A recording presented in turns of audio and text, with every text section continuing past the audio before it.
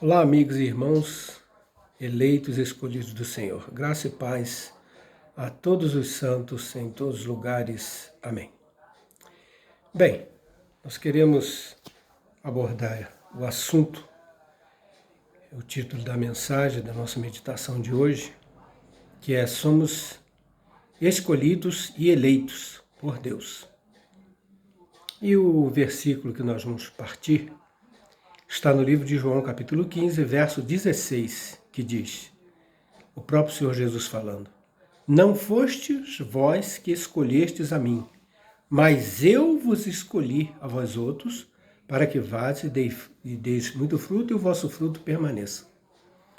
Bem, se o próprio Jesus disse isso, ele falou com todas as letras, e não é a primeira vez que Jesus disse que os seus discípulos foram escolhidos por ele. Ele já tinha falado isso nesse mesmo livro de João, capítulo 6, no final do capítulo. Capítulo 6 é muito grande do livro de João, mas Jesus já tinha falado. Não vos escolhi a vós os 12, no entanto, um de vós é diabo.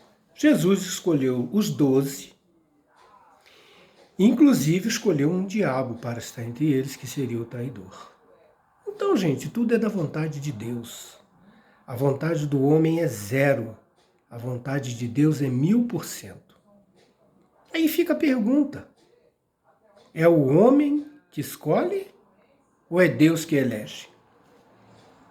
Nós temos livre-arbítrio, né? Como se ensinam nos púlpitos das igrejas evangélicas. Nós temos livre-arbítrio ou Deus é soberano?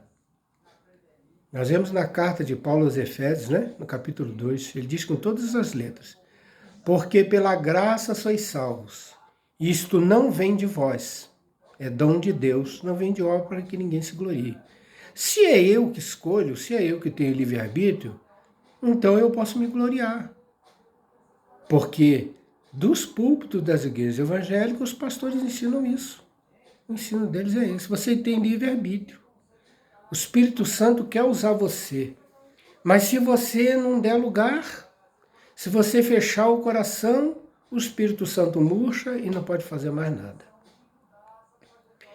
E a gente vê que na Bíblia já tem no Antigo Testamento a história do profeta Jonas.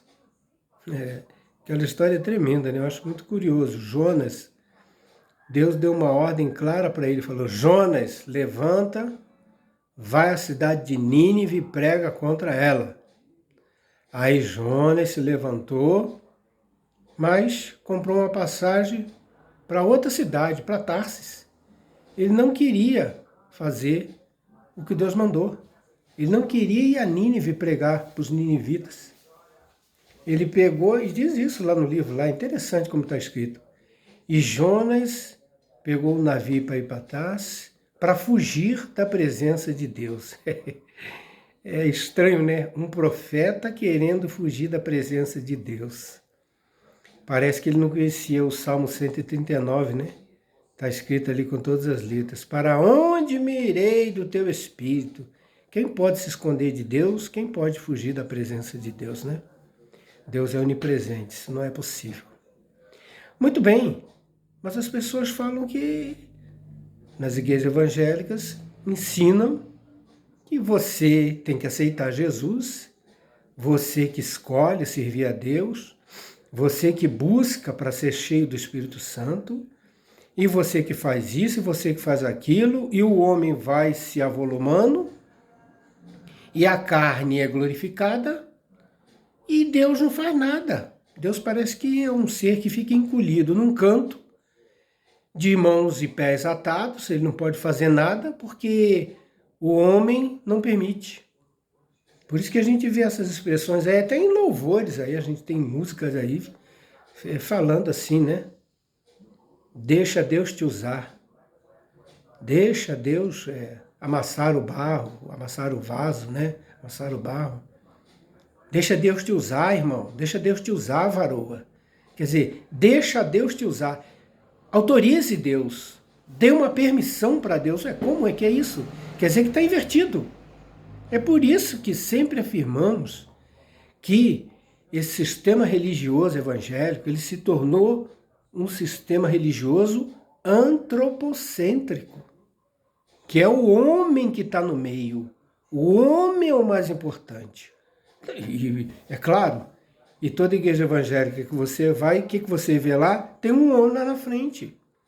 Tem um pastor no comando, dominando, contrariando abertamente a Escritura. Por exemplo, na carta de Pedro, capítulo 5, que diz que os presbíteros, os anciãos, têm que ajudar o povo de Deus, têm que apacentar o povo de Deus, alimentar o povo de Deus, e não se aproveitar, tendo domínio, tendo autoridade, manipulando, como fazem os pastores modernos. Aliás, muitos deles, mais de 90% dos pastores, estão ricos à custa disso, da sua posição privilegiada de pastor, de anjo da igreja, para manipular e para ser autoridade sobre os filhos de Deus. E a gente fica num lugar desse, a gente acompanha uma religião evangélica dessa, até descobrir a verdade. Porque está bem claro, livro de João de novo, capítulo 8, verso 32, e conhecereis a verdade, e a verdade vos libertará. Então a verdade nos libertou. Nós não estamos mais presos em quatro paredes de um templo evangélico, para estar lá todo domingo, preso, ovelha que fica no curral, tendo o pastor na frente, e o pastor que ensina, o pastor que prega. Eu lembro de casos que nós presenciamos, pessoas chegavam e falavam para o pastor: ô pastor, eu gostaria de sair da igreja para ir para outro ministério, e eu queria sair com a bênção do pastor. Aí o pastor virava e falava: não te abençoo, teu lugar é aqui. A pessoa baixava a cabeça, baixava as orelhinhas, botava o rabinho entre as pernas e ficava quietinho lá, porque o pastor é a autoridade. Aí a pergunta vem: cadê a autoridade de Cristo? Cadê a obra e o movimento cristocêntrico? Que é Jesus o cabeça da igreja. Dele vem o comando, dele vem a ordem, dele vem a direção. Não é? Aliás, esse mesmo capítulo 15 de João, capítulo 15, verso 5, Jesus falou bem claro: sem mim nada podeis fazer. Eu não posso andar sem quem? Sem o quê? Sem Jesus. Mas sem pastor de religião eu ando, sem direção de padre eu ando, de guru, de xamã, não importa. Não precisamos de religião, porque o Espírito de Deus guia os filhos de Deus, orienta os filhos de Deus. Deus é nosso Pai. Todos os dias, em qualquer situação que nós estivermos, em qualquer país que a gente vive, qualquer cidade que a gente morar, nós somos filhos de Deus. Não é só domingo, como ensina a religião. Todo domingo, né, pega a Bíblia e vai lá. Isso é religiosidade aparente, oca, barata, não vale de nada. É muito fácil seguir uma religião, ou às vezes difícil, porque a pessoa fica escravizada. Mas, capítulo 8 de João, verso 36, diz: se, pois, o Filho vos libertar, verdadeiramente sereis livres. Então o pastor não pode ter domínio sobre a vida de ninguém. Aliás, não tem essa loucura na Bíblia, não tem. Em nenhum lugar um pastor tendo domínio sobre as pessoas. Quem tinha o domínio sobre as pessoas, quem queria ser assenhoreado, o povo de Deus, eram os escribas e fariseus, os religiosos daquela época, que Jesus, desceu o chicote neles. E a gente não pode aceitar isso hoje. Se Jesus não aceitou, nós também não aceitamos o domínio do homem, da carne. Porque nós vivemos uma obra espiritual. O reino de Deus não está em nenhum lugar, não. O reino de Deus está dentro de cada um de nós. Foi Jesus que falou isso. Livro de Lucas, capítulo 17. Então nós escolhemos aceitar Jesus ou foi Ele que nos elegeu?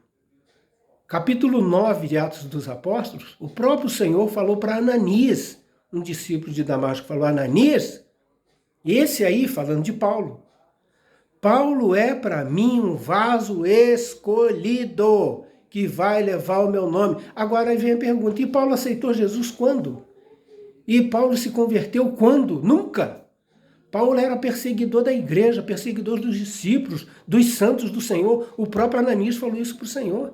Senhor, muitos males esse homem tem feito aos teus santos em Jerusalém.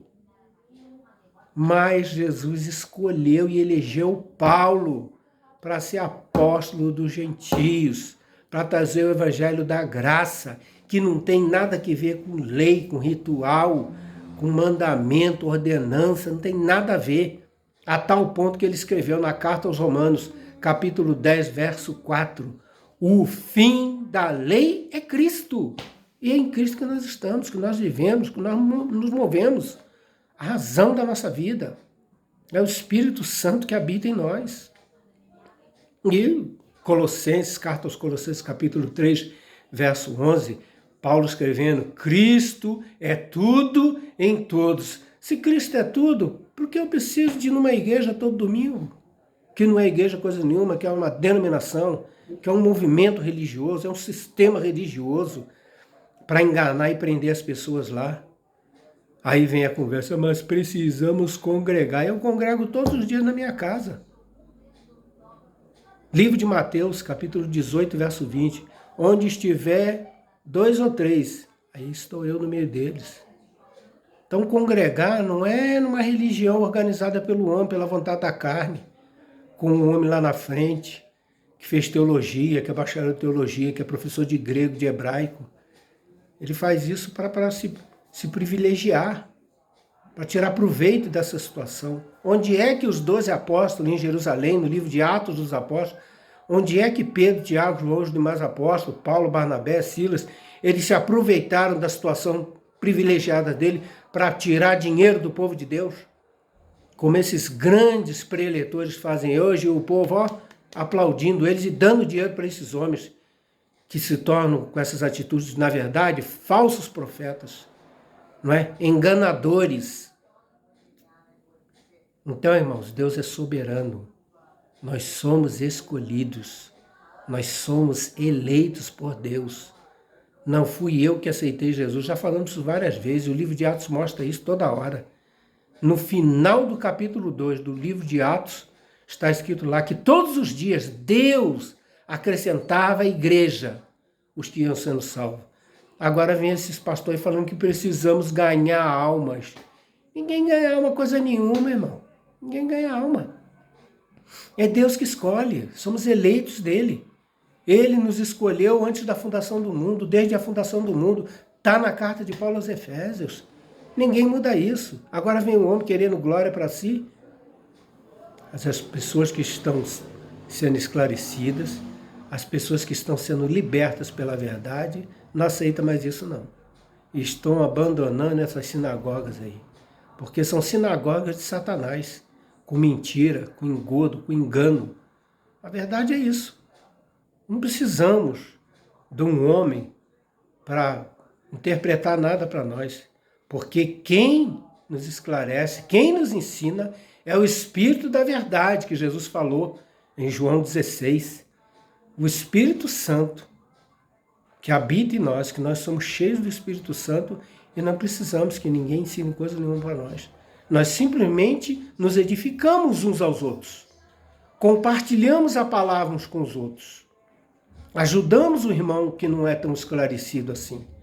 E o irmão mais esclarecido do que eu me ajuda também compartilhando coisas de Deus, conferindo coisas espirituais com as espirituais. Coisa linda, irmão. Carta aos Romanos, capítulo 8. O próprio Espírito testifica com o nosso Espírito que somos filhos de Deus. Precisa um homem falar isso para mim? Eu preciso domingo pegar uma Bíblia e ir lá numa igreja para ouvir um pastor falar que eu sou filho de Deus? Se o próprio Espírito já está testificando isso no meu coração? Então, querido, essa história de livre-arbítrio, sinceramente, porque se você permitir, Deus te usa. Se você não deixar, o Espírito Santo encolhe. Nossa, que Espírito Santo fraco. Ora, se no dia lá do Pentecostes, Atos capítulo 2, ele encheu lá os 120 irmãos que estavam ali reunidos, não foram só os 12 apóstolos, não. A Assembleia estava reunida ali, 120 irmãos no cenáculo. Todos foram cheios do Espírito Santo. E aí? Será que teve algum lá que falou, não, eu não quero ser cheio. Ah, mas é eu que decido, é eu que... né? O livre-arbítrio é isso. Eu não quero ser cheio do Espírito Santo, então eu vou ficar vazio. Gente, agindo Deus, quem impedirá? Está lá em Isaías 43, né? E Paulo, na carta aos Romanos, no capítulo 8, né? Ele diz, se Deus é por nós, quem será contra nós? Então a soberania de Deus. E carta aos Romanos, capítulo 11, no último versículo, porque dele, por ele e para ele são todas as coisas. Cadê a glória para o homem, irmão? Como é que eu vou acreditar numa religião? Como é que eu vou numa igreja inventada por homens? Ouvir um homem lá falar um monte de bobagem lá para enganar, para prender as pessoas naquele lugar? Sim, porque eles precisam ter doutrina, eles precisam ter ceia, ter batismo, ter práticas religiosas, ter voto, propósito, monte, vigília, campanha, corrente, para as pessoas ficarem presas lá. E qual é o objetivo disso? Ouvir o metal. Ah, porque precisa de dinheiro, ora, para manter o prédio lá. Manter o prédio todo bonitinho, todo arrumadinho, funcionando. Eu tenho que pagar a água, eu tenho que pagar a luz. Mas quem mandou abrir aquilo lá? Quem paga a água e a luz lá é quem inventou lá, é quem faça aquilo. Cadê o pastor presidente para assumir? Assume ele, ué. Não inventou? De abrir igreja segundo a vontade do homem? Então pague lá. Se não puder pagar, fecha aquilo. Aquilo não é igreja. Aquilo é um prédio lá que pode fazer qualquer coisa lá dentro. Aquilo não é igreja. Mas erroneamente os pastores ensinam para os cristãos que nós temos que todo domingo ir no templo, ir numa igreja.